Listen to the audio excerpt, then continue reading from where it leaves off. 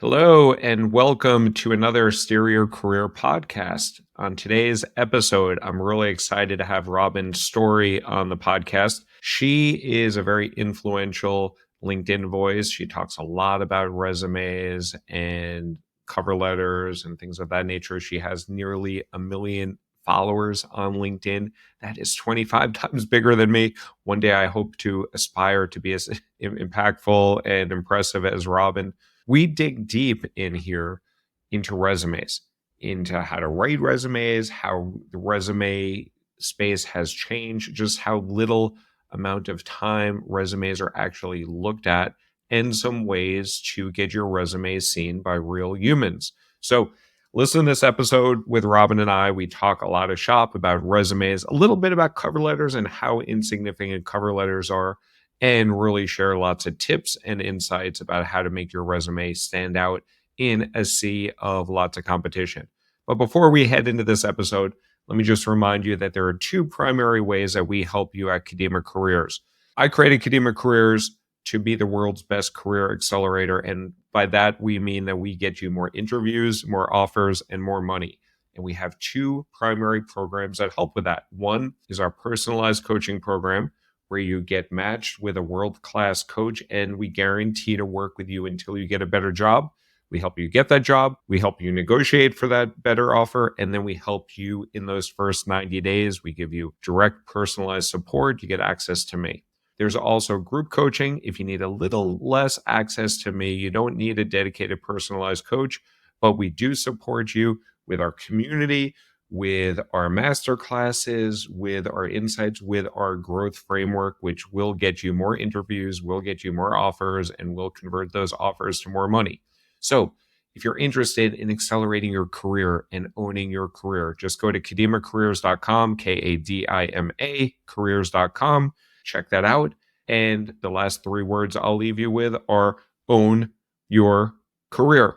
Hello, and welcome to another episode of the Steer Your Career podcast. On today's episode, we have a very special guest, Robynn Storey, who has nearly 1 million followers on LinkedIn. Used to have over 1 million, but still pretty damn close to 1 million. And she is one of the world's expert resume writers and resume experts.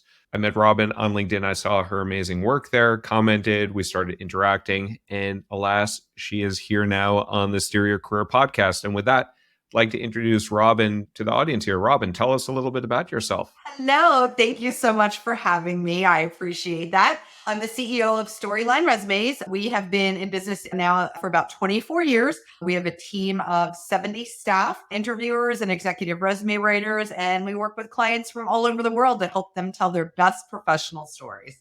Awesome. And you have shaped over like hundreds of thousands of resumes over the course of your career. And something that I saw on your LinkedIn profile, which is probably one of the most impressive things, is you've received 336 recommendations on LinkedIn, which is a crazy number. And probably most of those recommendations are about, would you imagine, your resume services? Yeah, absolutely. We've not done really a great job of asking people to leave us recommendations.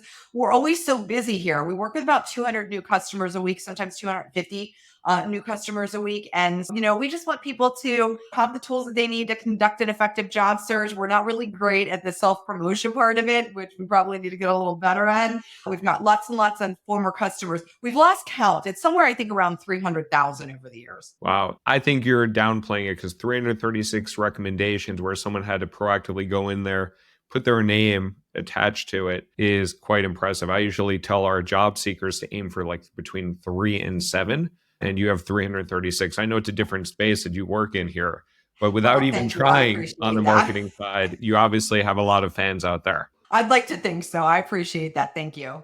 Yeah. So I'd love to hear, Robynn, like you've been working in the space for 24 years in the resume space. What was your background prior to forming Storyline Resumes? Yeah, I started off working in marketing. I have a degree in communications from St. Vincent here in Pennsylvania.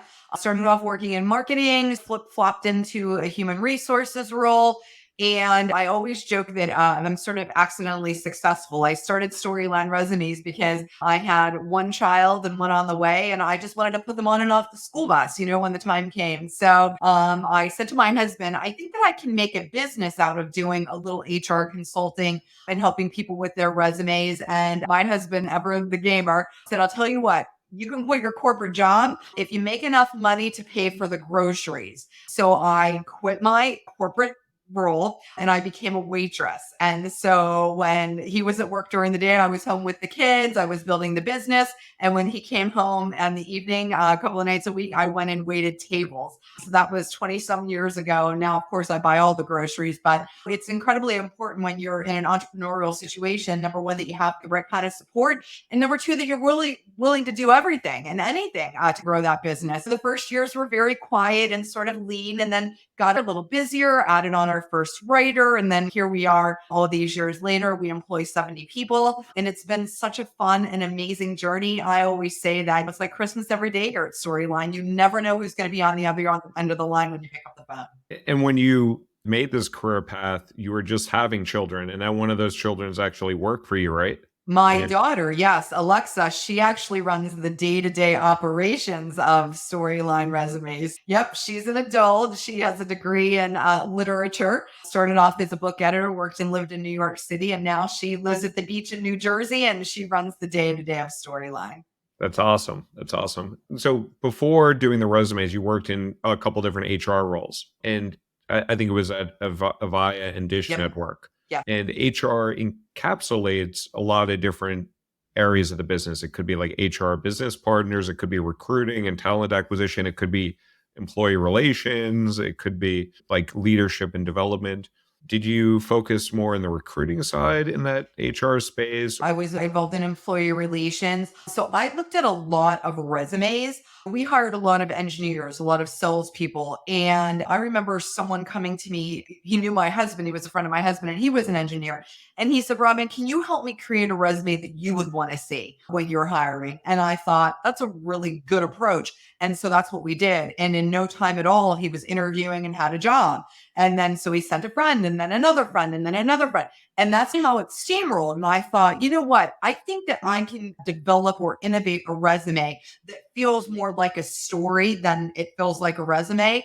And that's really been our philosophy all along, to create these very genuine stories steeped in accomplishment and impact instead of your job description, which is what so many resumes actually feel like. I have a book coming out next month. And a couple of weeks ago, I did a little promotion on LinkedIn, and I said, hey, go pre-order the book and then send us your resume. We'll do a little mini review for you. So people did, 400 of them did. So we've been working for weeks to get through these mini reviews. And I'm finding that even in this day and age, with all of the information and the resources, people are still using a very antiquated way of developing their resumes, which focuses primarily on describing their job. And in fact, in this market, which is highly competitive, really any market, you've got to be telling a good story. I don't care about what your duties are. If I'm hiring for that role, I already know what those duties are. I need to know about you. What makes you special? What makes you different? Tell me a story about something that you've done where you've turned things around, you inherited something that was a mess and you really created a great team, or you drove revenue, you saved money. We're looking for things that have meaning. And that's where most people are missing the boat when they're telling their professional stories. So you've been in this space for 24 years. What stayed the same over those 24 years? And then we'll talk about what's changed over the last I think quarter the century. thing that has stayed the same is that people want the same things. They want a job where they're treated fairly, where they are paid well, where they feel part of a community, where there's mutual respect between themselves, their peers, and their leaders. And then the things that have changed has been, how do I get a job in this market or any market? And there's so much technology, there's so much ATS. Now we're throwing AI into the mix. Hiring has become much more impersonal than it used to be. And afraid that we're on a path that people who are in charge of hiring have lost the ability to make hiring decisions. And that's a problem right now and moving forward. And we need to be able to recapture our ability to feel empowered to make a decision by having a conversation with humans, and stop relying so much on the AI tools, because they're just not as effective as a human instinct would be. How would you say it changed? So, like, when I try to get my job, and I guess what sort of companies are you seeing things change at as well? Because I've always seen it to be very hard to get a resume seen by a human, whether it's blocked by ATS, whether it's blocked by AI and algorithms, whether it's blocked by just lazy recruiters not like digging into the pile. What has changed? That is it any harder Sure. really to get a resume in front of humans now than it was when you started? I guess some of the changes that I've seen is when I was applying for jobs back in 2000, I was mailing in applications, sometimes Sure. faxing in applications. I don't know if anyone knows what a fax machine is, but I think in Nobody does 2000, that anymore. No faxing, no mailing. Back in the day, of course, when I was a kid, even you had your resume printed out on ivory paper with metal. I did that People today too. don't even know that sort of thing existed. Yeah, I think it's definitely a combination of things. I think it's more difficult to get your resume seen because it's very easy to click and apply. So I think that a lot of recruiters that are tasked with sorting and vetting candidates are extremely overwhelmed with the number of candidates that they're getting. So I think there needs to be a new strategy around vetting questions instead of encouraging people just to apply. ATS only does so many things. ATS identifies certain qualifications that are set by a recruiter or hiring manager. And then if you pass through those requirements, then you're getting to a human. But no human, no matter how good your job, can look through 700 or 800 or 1,000 resumes that have been deemed quality, right? So that's the first thing. I think that the companies need to do a better job of picking relevant vetting questions of maybe what their 5 or 10 key requirements for a position are. And those requirements really need to be written by hiring managers or people that understand what that candidate needs to have, the experience that they have, the qualifications, or even personality traits or successes previously, things that they really need to have. And instead of encouraging everyone to apply, again, like the quick apply, the easy apply, we're clicking our applications all over the place, and we're not necessarily even sure that we're qualified for that job. That muddies the waters. So I think that we sort of need to go back to the beginning, figure out what are the vetting questions, what are the 8, 10 key components the person needs to do this job, and then ask them those questions. Here's the rub. Once you've answered those questions and you've answered all 10 that yes, you have that, now I'm going to let you go in and fill out the application. That's not happening right now. Everybody is filling out an application. So we're all in information overload, getting so many applicants that maybe really aren't relevant to the job. And now it takes me 2 times, 3 times, 10 times longer to get to the people that I really want to have a conversation with, right? I'm talking at it from the hiring manager, the recruiter's perspective. So we need to kind of whittle it down. That's the first thing. The second thing is that an economy like ours, we went through some really scary layoffs at the start of the pandemic. Then we did a lot of rehiring back because, hey, nothing really happened. So we've got a lot of people. Now we're going through a downturn and you see companies laying off last year. You can find a recruiter to save your life because lots of recruiters are being laid off. Companies feel like, hey, we're not hiring, so we don't really need all these recruiters. And I don't know if they're not thinking of natural attrition or people leaving jobs or growth spurts in the market, but you absolutely need people that can hire. And I think that by replacing recruiters with a lot of AI tools, what we've done is we've eliminated people's ability to rely on their own instinct to interview, have a conversation with someone, and make a determination as to whether or not they can do that job. That is where we are right now. So we've got the perfect storm. We've got a lot of people who are laid off. We've got a lot of people applying to a lot of jobs. We've got this fake job market that we're finding out. We've got lots of jobs that are posted that don't really exist. And so we are now at this sort of apex of holy shit, what's happening in the market? Why is it that I've always been employed and I've had a resume that has performed really well? Now I can't get an interview. So there's a lot of variables out there that we need to break down and figure out how am I now as a candidate going to get in front of people? And we make all kinds of suggestions for those, but it feels like a job search, which really should be an enjoyable and exciting experience for most candidates, is turning into a bit of an uphill battle. These fake jobs that you're talking about and like roles that aren't being hired for, I've heard lots of talk about this. I've never seen it myself from inside the walls. Occasionally, we've had roles posted, which we called evergreen roles, that we just always wanted to keep hot candidates for. But there was a purpose for that because we're always hiring technical account managers or software engineers or salespeople. So you just always want to keep that pipeline open. And we were actually considering the talent that came in, even though we didn't necessarily have the role open right then. If we found someone good, we'd keep them in our short list. Like I do see some shady practices occur on LinkedIn. I get asked for some jobs that are pretty clear that they're trying to like ask my social security number or something like that. Right. Never give your social security number out to anybody that ever asks for it that you don't know. Where are you seeing these fake jobs occurring? The New York Post did a great article. I've been saying it for about a year and a half now. That we work with a lot of clients. We talk with a lot of clients. Plus, I've become a repository for job search horror stories on LinkedIn because many people follow my posts and they tell me their stories. And what people are seeing are the same jobs posted over and over. And I'm actually hearing from folks that are going to interview for these positions.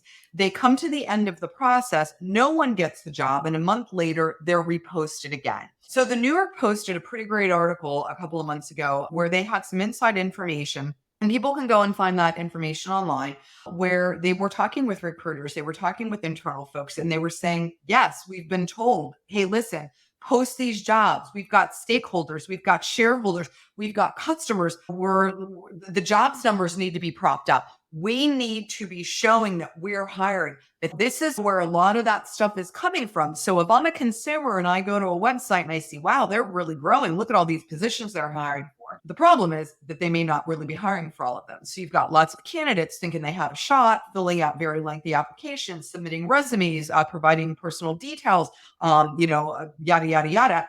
Those jobs don't really exist. So there are little landmines in the job search that didn't exist previously. And I tell people just to be cautious. So if you love a company, and a lot of times we recommend, hey, make a list of 50, 60, 100 companies.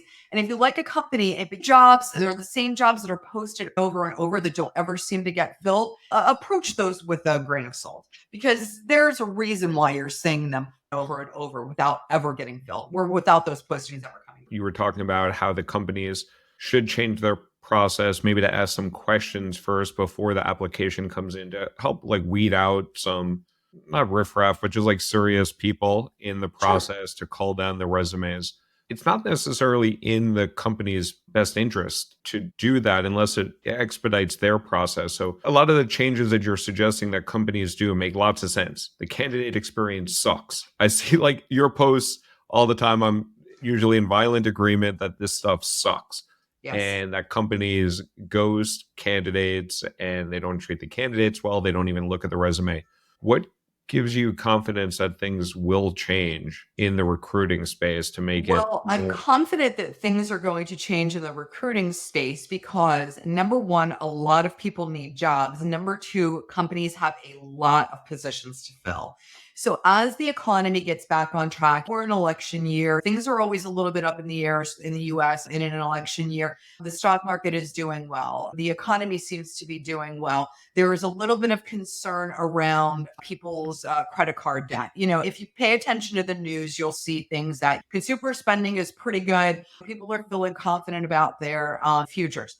But right now, we've got a little bit of blip in the economy. People are being a little bit more cautious about the money that they spend. Companies are trying to sort of get talent, not paying as much for them as maybe they have previously. We're in a little bit of a balance here. So if companies really want to bring people on and they're finding out, and hopefully a lot more of them are finding out, it is a very expensive prospect to vet, to interview, to hire people that either don't work out or that take a very long time to get in the door. So for the sole purpose of saving money, shorter resume cycles save companies money. It's less labor intensive. It's much more cost effective. So as companies are looking for ways to save money, right now they're shedding some staff. Maybe they're shedding services that they don't use. They're going to continue to be looking internally to see where else can we save money. And the recruiting function is definitely a money pit.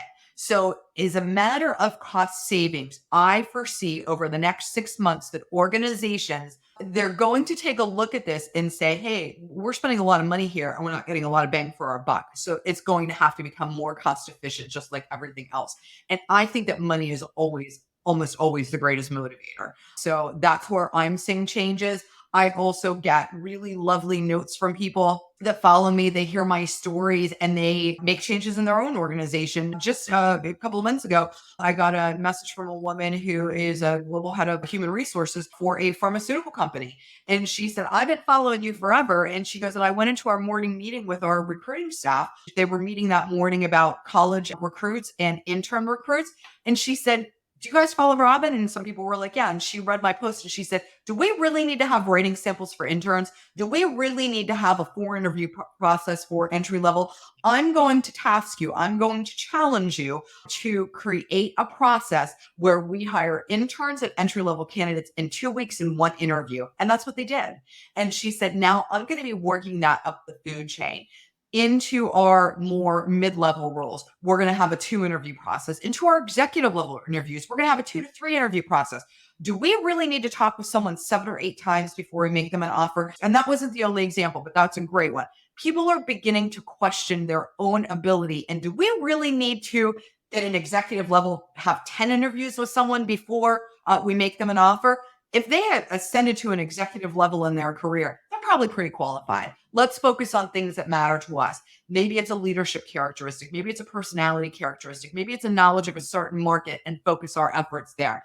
That's going to have to happen because unless you really need a job seekers are less likely to look for a position because they too are hearing the horror stories. They've been a part of that scenario and they don't really want that anymore. So if these companies do expedite the interview process, which you're saying there's a couple of trendsetters that are starting to do that, then it's even more important to get in front of the recruiter or the person to look at your resume. And if they're reducing the amount of essays that need to be done beforehand, it's going to increase the number of applications because it's going to be easier for people to apply. Then how do people differentiate themselves if the applications go up? It's already hard to differentiate yourself to get on the radar of a real human being. How do people differentiate themselves now in that pile of resume? And then what will be needed as the pile will increase? So I have always been a huge proponent of being your own advocate, right? When you think about your resume, it is the one thing that you have, the narrative that you control that is going to influence whether or not someone is going to pick up the phone and call you for an interview. So when I'm looking at a resume, it's 2 pages. Most of the resumes we create here are 2 pages because we work with a little more experienced and more senior level people. This is to me is very valuable real estate. Everything that I have on this resume needs to do 2 things, right? It needs to tell a story and it needs to garner some sort of an influence. So instead of using that resume to describe things that a recruiter should already know about you or your history or your job, instead use it to describe your impact. How can you measure your success? What sort of innovation, leadership, transformation, problem solving, growth have you personally been responsible for? Everyone has accomplishments. They need sometimes help identifying what those accomplishments are. So ask yourself these questions. In my job, what are the KPIs that I have to meet, the key performance indicators? What is showing up every year on my annual review? What am I being graded on? What am I known for at work? So, if you're someone who works in purchasing and every single time your chief financial officer looks at a purchase and comes to you and says, hey, Joe, we spent X amount of dollars on this particular ingredient or resource or whatever, we need to save 50 grand, have at it.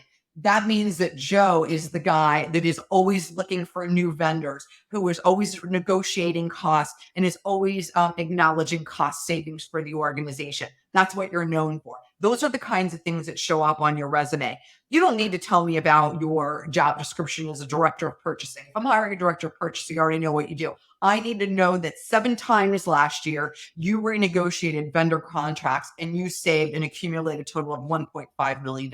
That's what needs to be on your resume. So those bullets that communicate and demonstrate impact that you were responsible for and delivered, and ideally quantifying it as well. Absolutely. How much does that stand out, though, if everybody has bullets that quantify their impact? Because I've always found that the biggest differentiators on resumes are companies that people have worked at before, years of experience, schools that they attended, depending on how far out that they are. Right. People do look at the schools that people attended, titles that people held, trajectory of like up the chain, and also those impact bullets. In my case, when I've looked at probably 10,000 resumes in my career looking to hire people, I do a quick scan.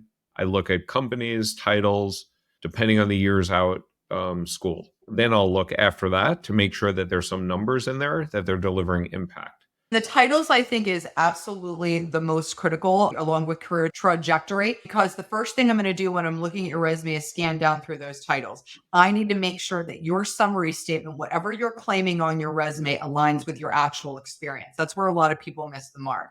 A lot of times we're talking people out of doing general resumes. This is not a market for general resumes. Back in the day, 5 years ago, 8 years ago, 10 years ago, recruiters and hiring managers would look at a resume and they'd say, okay, I think this person has the potential to do this, or they've got some great skill set or some experience that we can work with. People aren't doing that so much anymore. There's not time. There's an urgency to fill. There's too many candidates. So you've got to be very specific in your resume. So if you want to be in sales, across the top of your resume, you need to say seasoned sales professional or seasoned business development professional, whatever it is that you're calling yourself or whatever it is that the job is that you're going after. Clarify it, have the focus, and then the details that follow. Everything in your resume then needs to align to that goal, because no one's going to figure out where you belong. You have to tell them. That's the first thing. The second thing is, a lot of people in this country work for small and medium-sized businesses. So I think it is incredibly important, if you work for a medium-sized business that maybe someone doesn't know about, take a line, do a little blurb about that company. They are a manufacturer of electronic components. They make $12 million a year and they serve, the automotive, the tier one, or the industrial manufacturing segment, whatever. Just put something in there that lets people know at a glance who they are, and then get into your details. Obviously, if you work for Google or Amazon or Microsoft or NASA or whoever, you don't need to do a descriptor because everybody knows who those companies are. That if I'm getting a resume in and you're like starting to hit me with all of this description and a handful of accomplishments, but I've got no context in which to judge you, it doesn't feel genuine to me. I can't relate to you. But if I know it's a $12 million company when you got there and you were the VP of sales and you grew up to 24 million, that tells me something about you. So you need to really be looking at everything on that resume with an eye that says, what does this tell me about you? And that's what we do here. We're looking at everything and saying, does this bring value? Is there an impact? Tell me this story. Give me the end results. Then I can see whether or not this person is a dynamo, whether or not I can see this person is I love a shit show story. I always say something was a mess. I came in and I turned it around. So those are the kinds of things that you want to be focusing on. And you've got to do that if you want to stand apart, because, a lot of other people are doing the same things. Get the application in and then move to the next phase. Now do the networking piece. Get on LinkedIn. Who do I know at that company? Do I know somebody that knows somebody at that company? If you are referred in for a job, you are 46% more likely to get called for an interview than someone who sends a blind resume. I cannot stress the power of networking. Totally agreed.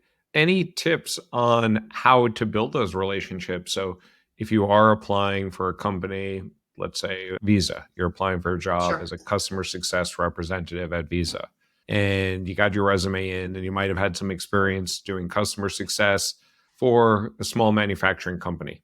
Yeah. So you're going to go to LinkedIn. You're going to look at that company. Once you get on that company page, you're going to click employees who work here.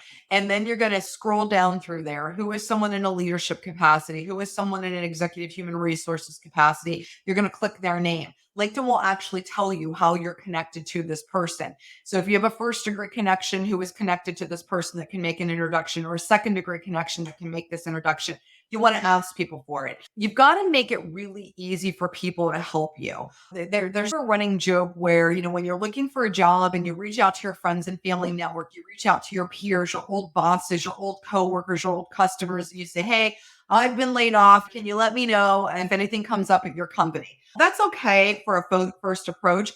But when you keep doing that, you're starting to find that people aren't returning your phone calls. They're no longer responding to your emails. You know why? Because nobody wants to look for a job for you. What they are willing to do is give you a minute of their time. They are willing to make an introduction. They are willing to point out someone in their organization that does the hiring.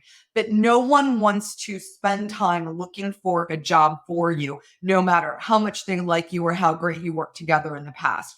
People have a real misunderstanding of what networking is. And so when you're networking, you want to make sure that you're not sending emails to a recruiter that you see or someone on LinkedIn and saying, hey, can you tell me about this job? Now you're putting the onus on them, or you're reaching out to a hiring manager. How many other messages do you think they got? When you're asking for something, make it quick, make it specific, and personalize it. And you're much more likely to get a response. But when you're just sending out emails saying, hey, I applied for this position, can you tell me about it? Or can you look at my profile and tell me if you think I'm a fit? Nobody has time to look at your profile and tell you're a fit. You're asking too much. Make the ask really quick and really easy for best responses. I think that's so critical, getting those referrals. I think you said increases the likelihood of getting your resume looked at. I think you said 46%. So when you work with your clients, how much of your effort spent on the resume? How much is spent on building those relationships? So for us, because we are service, we create packages. So our packages are anything from resume, LinkedIn profile, cover letter, biography. We also offer coaching packages. Coaching is such an important piece of what we do, and it's something fairly new to us in the past couple of years because we get a lot of clients. They have their resume, they're sending it out, they're getting an interview, but they can't get across the finish line. So they need to talk with a coach about interviewing and how it is to close the deal. A lot of people have trouble closing the deal. They're always the runner up. They're always the bridesmaid, never the bride, right? I always say. But it's good for a company to kind of offer that sort of support. We don't do any placement. We're not recruiters. We don't find you a job. But we do provide a lot of resources and tools. So every resume package that we wrap up, we say, okay, here's a list of all the best websites. Here's how to network. Here's how to find this or how to find that. Here's how to use your documents. Here's the difference between your PDF and your applicant tracking system version resume. So we kind of spell everything out. So when our clients leave us, they have every tool they need to get out there and apply. Apply, apply, apply. Job search today is a numbers game. So you have to have the right tools and you have to be sending out a lot of resumes. And that's the T. Yep. Do you have any rule of thumb of how many resumes people should expect to send out, or what sort of response rate they should expect to get from their resumes? Yeah, the average response rate for resumes that are sent out to a job are 7%. So if you send out 100 resumes, you should get about 7 responses. When you have your resume professionally done, that creeps up to 12, 15, sometimes 20%. But the key is here, you have to send out a lot of resumes. So we used to recommend 25 a week. Now we're saying somewhere between 40 and 50 because about 50% of the jobs that you're applying for are not really real, don't exist, have already been filled or are being filled internally. So we tell people to not get discouraged. If you get a really quick response, hey, we're not moving forward with you, and it's like within minutes, that really has nothing to do with you. It means this job is closed, but the posting is still up, or it means that the job has already been filled. So don't feel bad about getting immediate declinations. That's just part of the process. So the more resumes you send out, the more interviews you get, the more likely you are to get an offer. I did a post a couple of weeks ago I thought was pretty telling. In 1994, the average job search took 5 weeks. In 2024, the average job search takes 5 months. In 1994, there was another thing, and then another thing, and the average tenure between 1994 and a job, 4 years. 2024, people have not really changed that much, but the number of interviews went from 1 to the average now is 6. The number of people involved in the hiring process used to be 1 or 2. Now it's 10. So hiring has gotten more complicated, but the outcomes have pretty much remained the same. That is a very telling statistic. Interesting. So you have a wealth of knowledge here. And one thing that you alluded to earlier is something that I believe in too. Generally, keep your resume 2 pages max, ideally 1 page. But I would love just for you to share some common tips and tricks for resumes of like mistakes you see people do, or some tips that you have for people to implement? I think like the most common thing is you don't need to put your home address on your resume anymore, just your city and state where you're located in. A lot of the resumes that we create right now include three very specific things at the top. They include the kind of position that you're going after, whether or not your situation is work from home, hybrid, or on site. And then the other thing that we like to talk in our summary is a little bit about what it is you bring to the party, right? You're an award winning sales rep. You are an experienced chief financial officer with 20 years experience, whatever. So you want to make it really clear, really quick who you are, what you want, what you're after, the job you're after, and a little bit about why. And then the other thing is, I think we innovated this 20 some years ago. On almost all of the resumes that we create, we include little snippets. And they could be a little bit of snippets from your performance review, like what I call third party feedback, something nice someone said about you. Whether or not you got a great note from a customer, maybe a peer that you coached or mentored, if you're a leader, some sort of feedback that you got on a leadership survey. I love those kinds of things because resumes can feel super impersonal.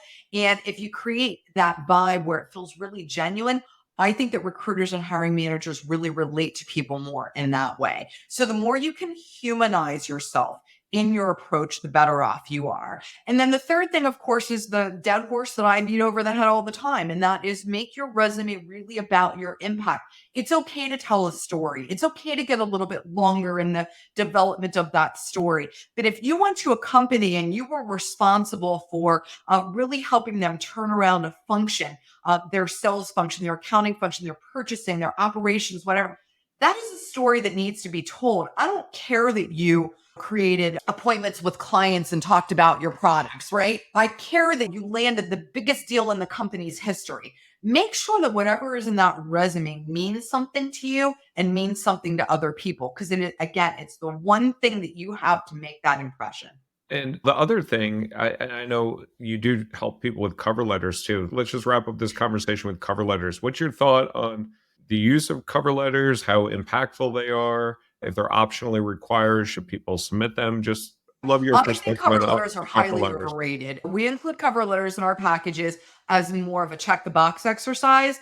If you're applying for a position and the company is requiring that you submit the cover letter, go ahead, put the name on the position, whatever, and submit a general cover letter.